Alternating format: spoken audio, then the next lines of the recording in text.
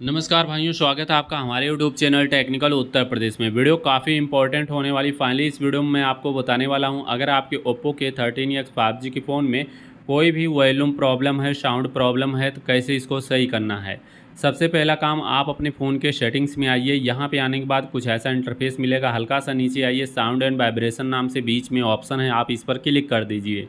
और यहाँ पे आप मीडिया का साउंड, रिंगटोन साउंड वगैरह एडजस्ट कर सकते हैं। और थोड़ा नीचे आएंगे, रियल साउंड टेक्नोलॉजी का ऑप्शन अगर अवेलेबल है तो इस पर क्लिक करके जो स्मार्ट का ऑप्शन है इस पर आप क्लिक कर दीजिएगा, ऊपर स्मार्ट के ऑप्शन पे। ओके, बस इतना काम आपको यहाँ पे करना है। इसके बाद हमें क्या करना है, दूसरा ऑप्शन देखिए, सबसे ऊपर सर्च बार है, सेटिंग में सर्च बार पे क्लिक करना है और यहाँ पे लिखना है मोनो, MONO।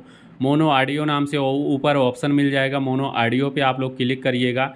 मोनो ऑडियो को आप लोग यहाँ से ऑन कर दीजिएगा। इसके बाद आप अपने फ़ोन में कोई म्यूजिक चला के चेक कर लीजिए, ये जो नीचे का ऑडियो बैलेंस, इसको राइट साइड, लेफ्ट साइड या सेंटर में करने पे कहाँ पे बेटर साउंड मिल रहा है।